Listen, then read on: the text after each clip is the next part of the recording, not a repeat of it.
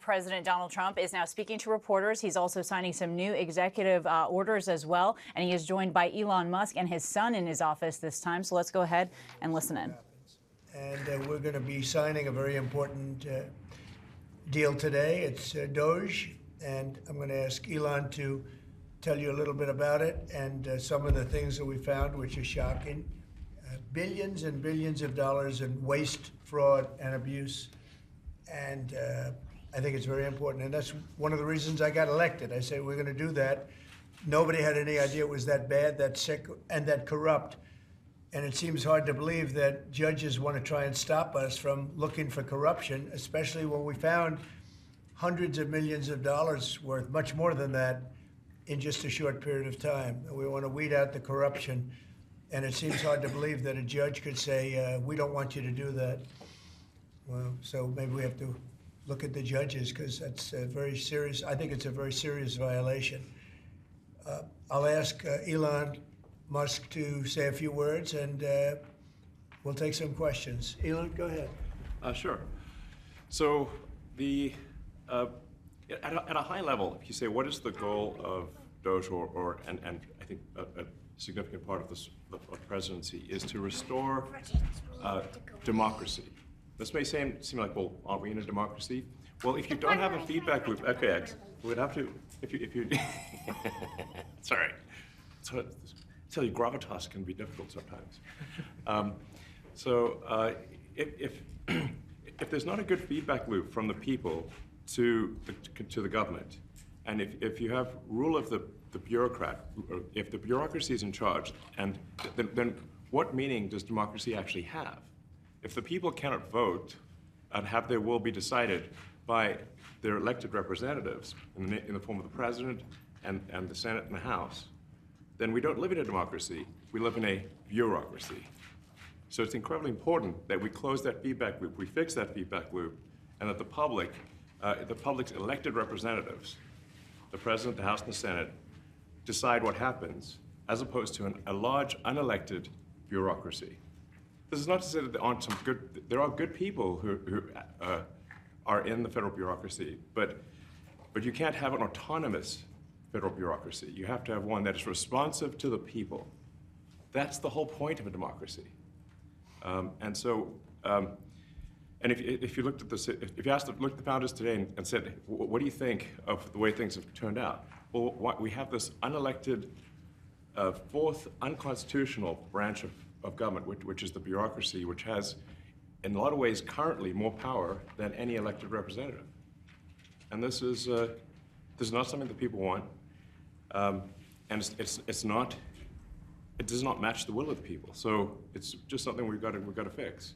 And then we've also got to address the deficit. So we've got a $2 trillion deficit, and if we don't do something about this deficit, the country's going bankrupt. I mean, it's really astounding that the interest payments alone on the national debt exceed the Defense Department budget, which is shocking, because we spend a lot of money on defense. And if that just keeps going, we're essentially going to bankrupt the country. So what I really want to say is, like, it's not optional for us to reduce the federal expenses. It's essential. It's essential for America to remain solvent as a country, and it's essential for America to have the resources necessary to provide things to its citizens and not simply be servicing vast amounts of debt. And also, could you mention some of the things that your team has found, some of the crazy numbers, including the woman that walked away with about 30 million, right, et cetera? Well, we do find it sort of rather odd that there are quite a few people in the bureaucracy who have ostensibly a salary of a few $100,000, but somehow manage to accrue tens of millions of dollars in net worth while they are in that position, which is, what happened at USAID. We're just curious as to where it came from. Maybe they're very good at investing, in which case we should take their investment advice, perhaps. But there seems to be mysteriously they get wealthy. We don't know why. Where does it come from? And I think the reality is that they're getting wealthy at the taxpayer expense. That's the honest truth of it. So, we're looking at, we just if you look at, say Treasury, for example, basic controls that should be in place, that are in place in any company, such as making sure that any given payment has a payment categorization code, that there is a comment field that describes the payment, and that if a payment is on the do not pay list, that you don't actually pay it. None of those things are true currently. So the reason that departments can't pass audits is because the payments don't have a categorization code. It's like just a massive number of blank checks just flying out the building. So you can't reconcile blank checks. You've got comment fields that are also blank, so you don't know why the payment was made. And then we've got this truly absurd, a do not pay list, which can take up to a year for an organization to get on a do not pay list.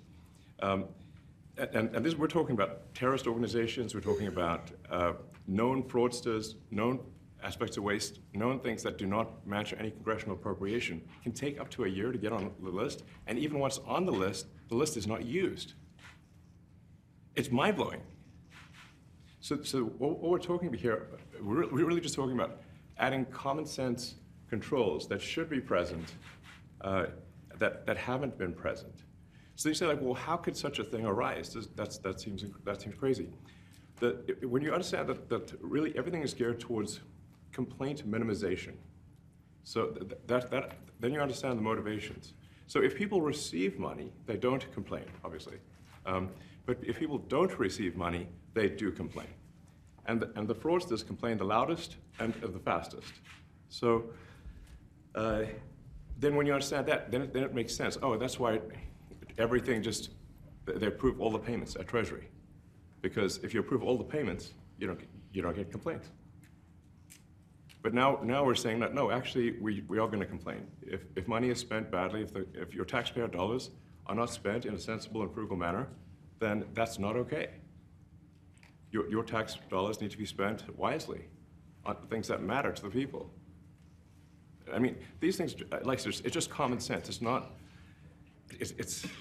draconian or radical, I think. It's really just saying, let's look at each of these expenditures and say, is this actually in the best interest of the people? And if it is, it's approved. If it's not, we should think about it. So, there's crazy things like just cursory examination of Social Security, and we've got people in there that are 150 years old. Now, do you know anyone who's 150? I don't. Okay. They should be on the Guinness Book of World Records. They're missing out. So, that's a case where, like, I think they're probably dead. It's my guess. Or they should be very famous, one of the two. And then there's a whole bunch of Social Security payments where there's no identifying information. Well, like, why is there no identifying information? Obviously, we want to make sure that people who deserve to receive Social Security do receive it, and that they receive it quickly and accurately. I'll tell you another crazy thing. So, one of the things is, like, we are trying to sort of right-size the federal bureaucracy, just make sure that this, obviously, there need to be a lot of people working for the federal government, but not as many as currently. So we're saying, well, okay, well, if people can retire, with full benefits and everything, that would be good. They can retire, get their retirement payments, everything. And then we were told, this is actually, I think, a great anecdote, because we were told, no, the most number of people that could retire possibly in a month is 10,000. We're like, well, why is that? Well, because all the retirement paperwork is manual on paper. It's manually calculated, then written down on a piece of paper. Then it goes down a mine. And I'm like, what do you mean a mine? Like, yeah, there's a limestone mine where we store all the retirement paperwork. And you look at a picture of this mine. We'll post some pictures afterwards. And this mine looks like something out of the 50s because it was started in 1955. So it looks like it's like a time warp. And then the speed, the limiting factor is the speed at which the mine shaft elevator can move determines how many people can retire from the federal government. And the elevator breaks down sometimes, and then nobody can retire. Doesn't that sound crazy? There's like 1,000 people that work on this. So I think if we can take those people and say, like, you know what, instead of working in a mine shaft and carrying manila envelopes to, boxes in a mine shaft, you could do practically anything else. And you would add to the goods and services of the United States in a more useful way. So anyway, so I think, that's an example. Like at a high level, if you say, like, how do we increase prosperity, is we get people to shift from roles that are low to negative productivity to high productivity roles. And so you increase the total output of goods and services, which means that there's a higher standard of living available for everyone. That's the actual goal.